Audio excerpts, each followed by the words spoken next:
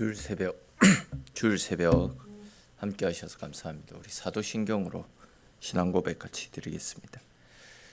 나는 전능하신 아버지 하나님 천지의 창조주를 믿습니다. 나는 그의 유일하신 아들 우리 주 예수 그리스도를 믿습니다. 그는 성령으로 잉태되어 동정녀 마리아에게서 나시고 본디오 빌라도에게 고난을 받아 십자가에 못 박혀 죽으시고 장사된 지 사흘 만에 죽은 자 가운데서 다시 살아나셨으며 하늘에 오르시어 전능하신 아버지 하나님 우편에 앉아 계시다가 거기로부터 살아있는 자와 죽은 자를 심판하러 오십니다. 나는 성령을 믿으며 거룩한 공교회와 성도의 교제와 죄를 용서받는 것과 몸의 부활과 영생을 믿습니다. 아멘. 찬송 같이 드리겠습니다. 찬송가 435장 같이 찬송 드리겠습니다.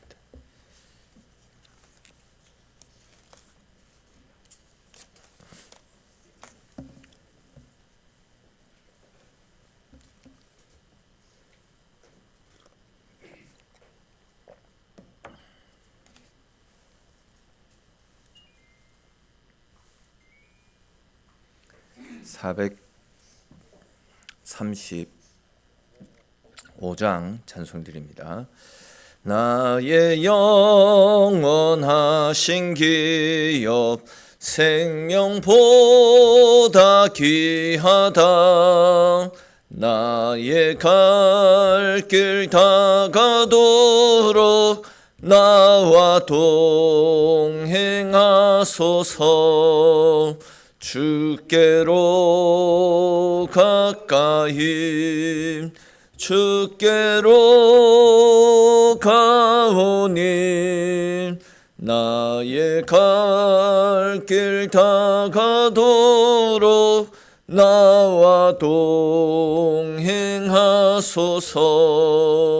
세상 부귀하니람과 모든 명예 버리고 험한 길을 가는 동안 나와 동행하소서.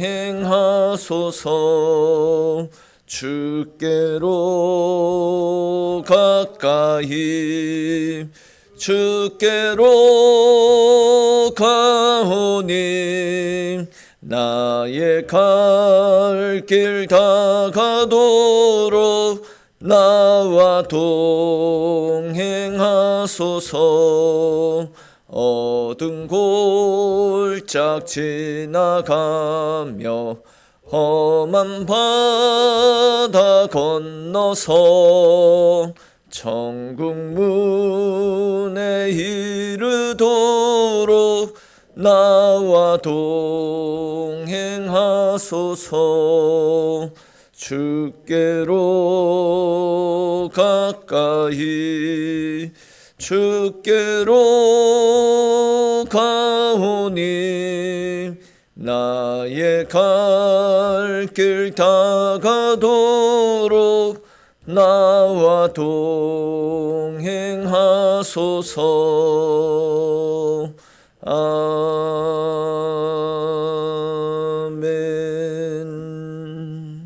아멘.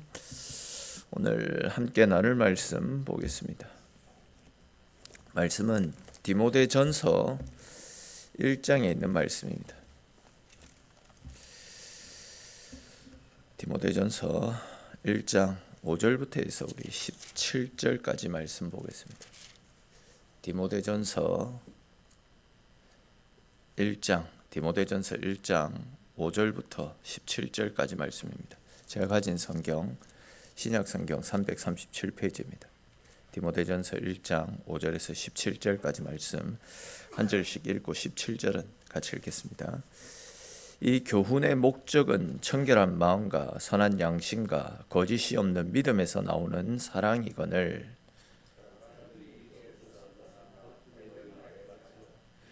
율법의 선생이 되려 하나 자기가 말하는 것이나 자기가 확정하는 것도 깨닫지 못하는도다.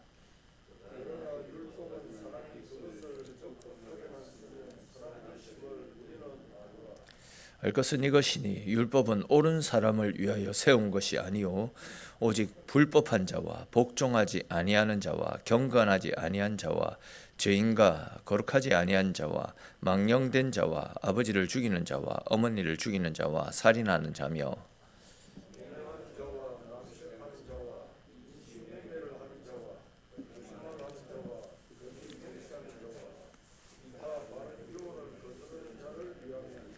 이 교훈은 내게 맡기신 바 복되신 하나님의 영광의 복음을 따름이니라.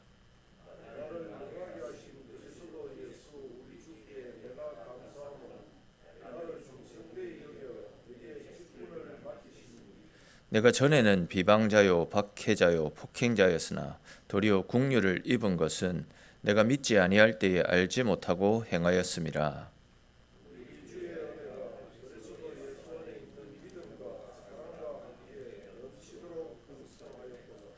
밑보다 모든 사람이 받을 만한 이 말이여 그리스도 예수께서 죄인을 구원하시려고 세상에 임하셨다 하였도다. 죄인 중에 내가 괴순이라.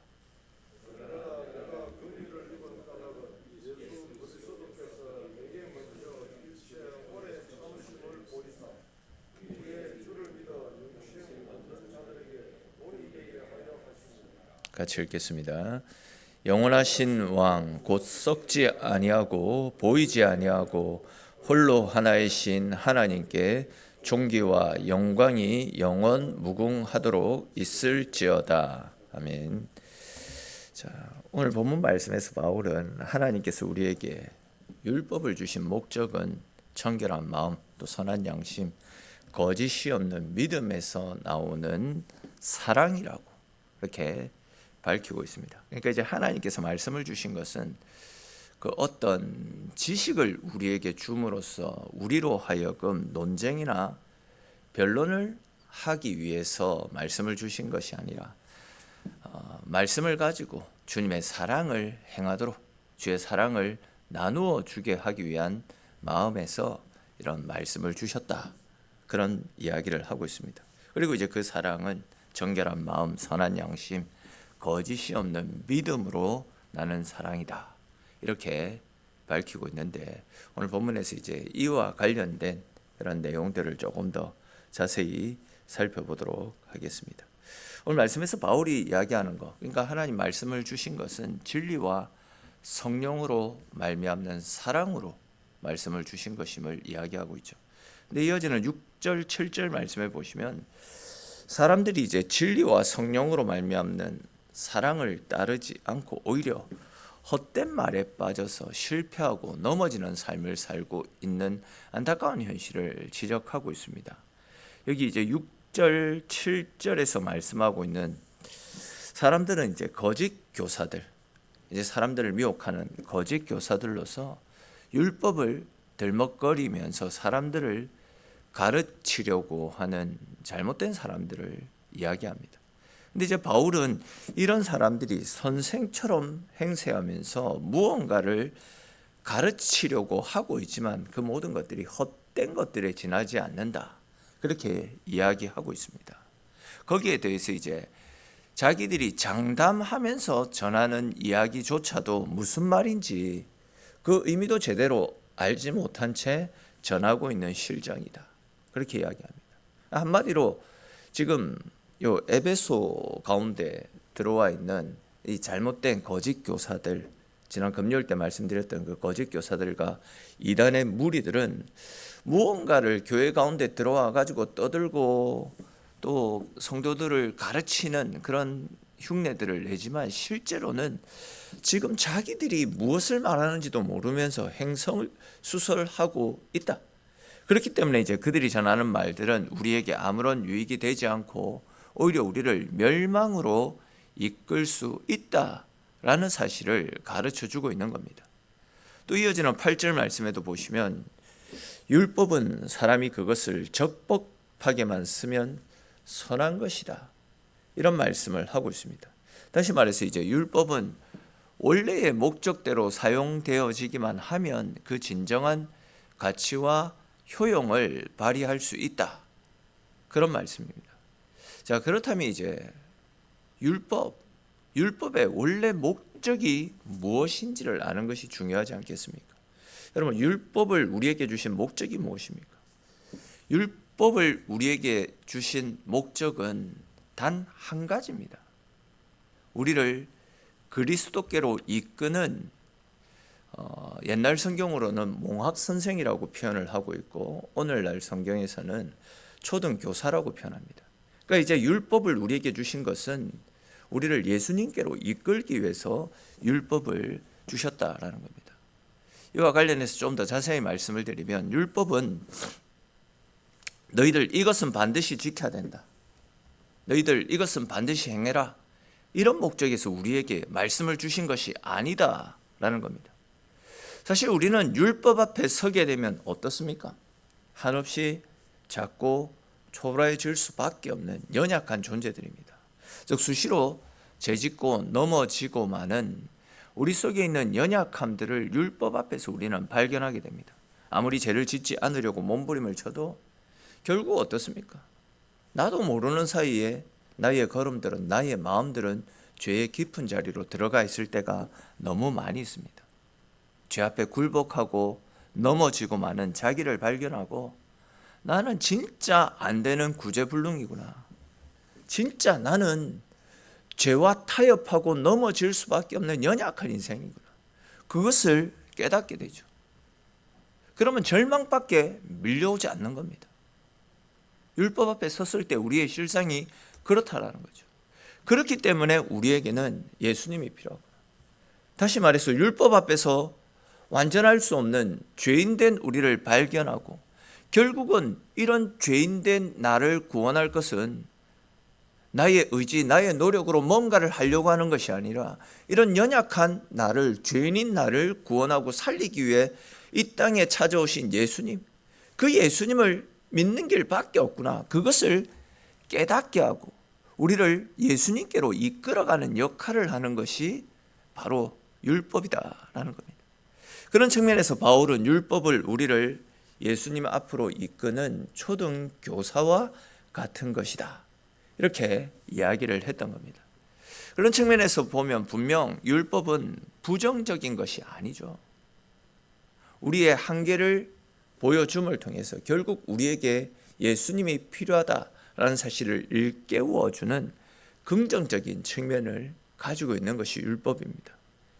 이어지는 9절에서 10절 말씀에서 바울은 율법은 옳은 사람을 위해서 세운 것이 아니고 불법한 자와 복종하지 않는 자, 경건하지 않는 자, 죄인과 거룩하지 못한 자, 망령된 자와 살인하는 자, 또 음행하는 자와 동성애를 행하는 자, 또 인신매매와 거짓과 거짓 맹세를 행하는 자, 기타 바른 교훈을 거스르는 자를 위해서, 즉 이런 죄인들을 위해서 율법이 만들어진 것임을 분명히 밝히고 있습니다. 자, 그렇다면 여러분 오늘 말씀에서 바울이 율법이 이렇게 죄인들을 위해서 만들어진 것이다, 이 사실을 외치고 있는 이유가 무엇이겠습니까? 잘 아시겠지만 율법은 하나님이 싫어하시는 악한 행동들이 어떤 것인지를 우리에게 제대로 가르쳐주는 말씀 아닙니까? 근데 어떻습니까? 앞에서도 비슷한 말씀을 드렸듯이 우리는 율법 앞에서 완전할 수가 없지 않습니까?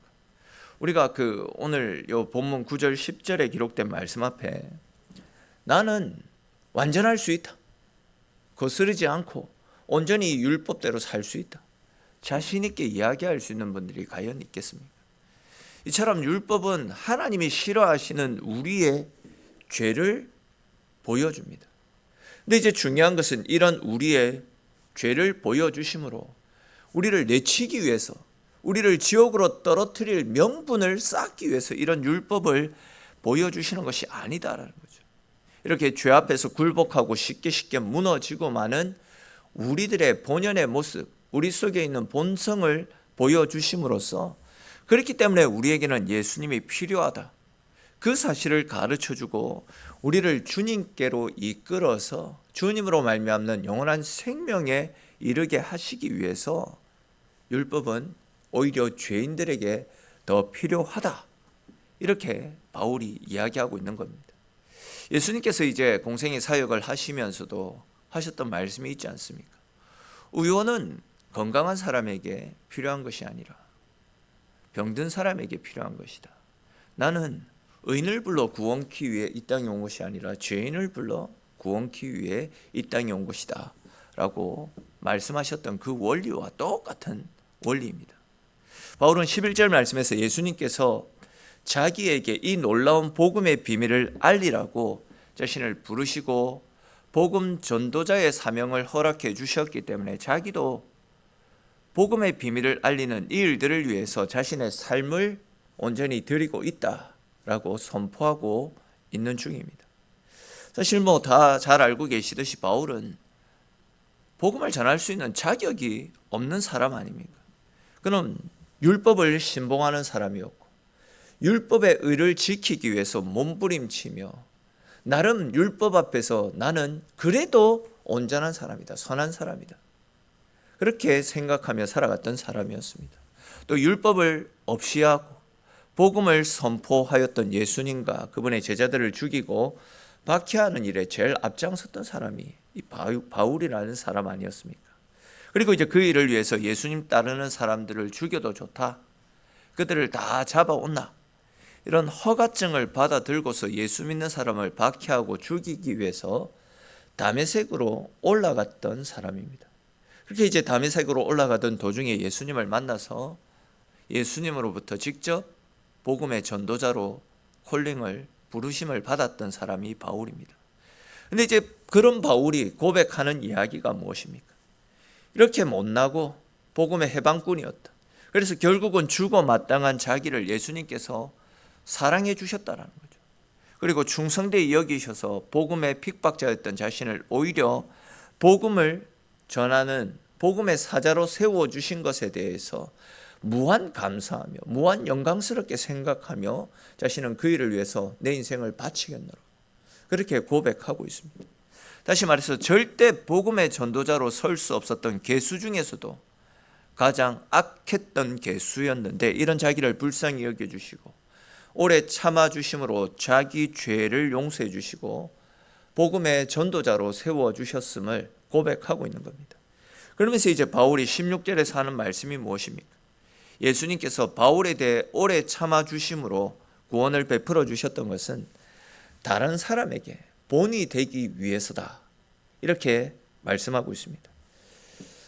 이 말씀을 이제 조금 풀어서 설명을 해드리면, 우리가 한 번씩 복음을 전하다 보면 교회에 나가자 이런 이야기를 하다 보면 나 같은 사람이, 그러니까 자기의 삶을 잘 안다라는 거죠.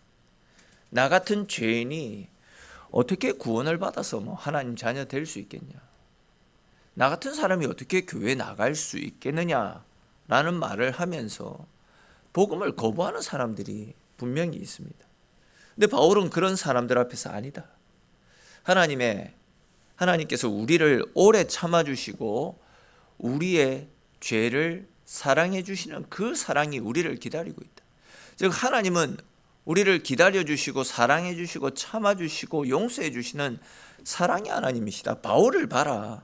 그렇게 예수를 핍박하고 그렇게 예수 믿는 사람들을 옥에 가두고 죽이는 데 앞장섰던 개수 중에 개수가 바로 사도 바울이었다. 근데 그런 사람도 하나님께서 용서해 주시고 그런 사랑도 사랑으로 품어주셨다가 복음을 전하는 사도로 세워주시지 않았느냐. 이런 사람도 사랑하시고 용서하시는 분이 하나님이신데 왜 우리를 용서하시지 않겠느냐. 하나님은 사랑의 하나님이시다.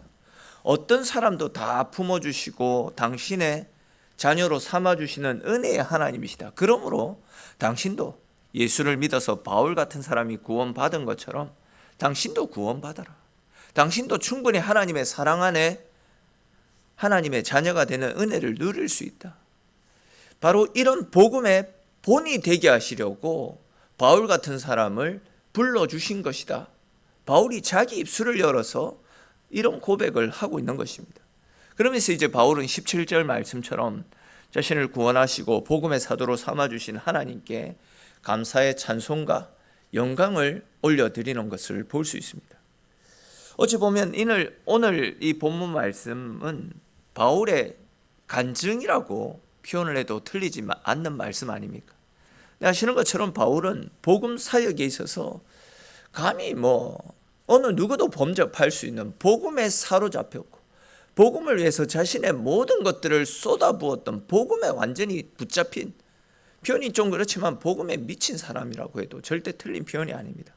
그런데도 그는 하나님 앞에서 자신을 괴수 중에 괴수다 이렇게 표현하면서 철저히 자신을 낮추고 철저히 자신을 구원해 주신 예수 그리스도 십자가의 은혜를 드러내고 높이는데 자신의 삶을 바치고 있지 않습니까? 달리 표현하면 그는 자신이 세운 그 어떤 업적과 그 위대한 일들보다도 자랑할 것이 얼마나 많은 사람입니까? 그럼에도 불구하고 그는 그 어떤 업적과 위대한 일들보다도 죄인된 자신을 구원하시고 복음의 사도로 세워주신 하나님의 은혜 앞에 감사하면서 철저히 주님만을 드러내는 것을 볼 수 있습니다. 십자가의 사랑을, 십자가의 비밀을 알고 있기 때문에 세상 다른 그 어떤 것보다도 우리를 죄와 사망으로부터 건져주신 이 십자가의 비밀을 알고 있기 때문에 그 사랑 앞에서 자신이 세운 공로, 자신이 세운 그 어떤 일들도 다 내려놓고 온전히 십자가만을 자랑하는 겁니다. 십자가 위에 다른 것들은 자랑하지 않겠노라고 선포하며 오직 자신을 살린 이 구원의 은혜, 십자가 사랑만을 드러내고 있는 이 바울의 모습을 볼 수 있는 것입니다. 여러분, 나는 과연 내 삶의 자랑이 무엇입니까?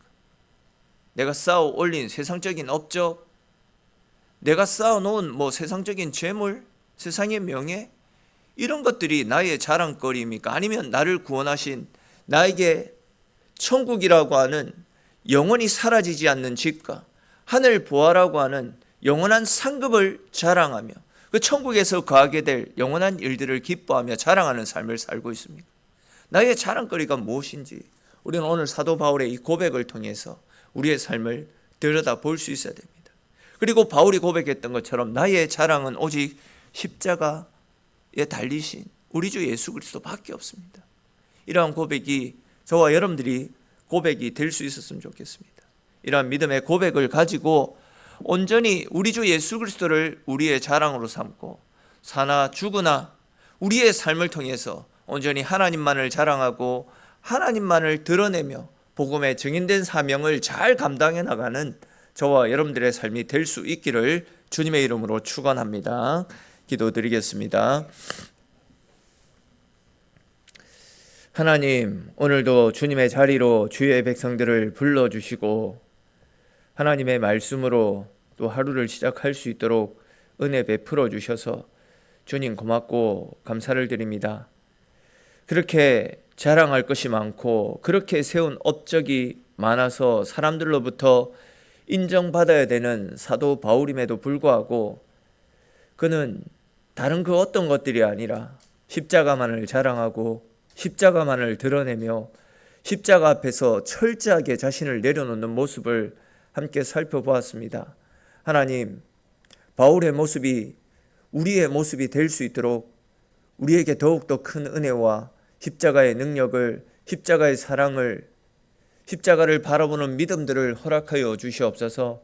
세상 것들을 바라보느라고, 세상 것들을 쫓아 살아가느라고 정녕 중요한 것들은 잊은 채 살아가고 있지는 않는지 우리의 삶을 반성하는 삶이 되어지게 하시고 우리를 살린 이 십자가의 은혜, 우리를 구원한 십자가의 사랑이 다른 그 어떤 것보다도 귀하고 소중하고 가치 있는 것임을 깨달아 알아서 우리의 삶에, 우리의 평생에 오직 십자가만을 드러내며 십자가의 증인된 삶을 살아갈 수 있는 우리네 인생이 될 수 있도록 주님 은혜 베풀어 주시옵소서.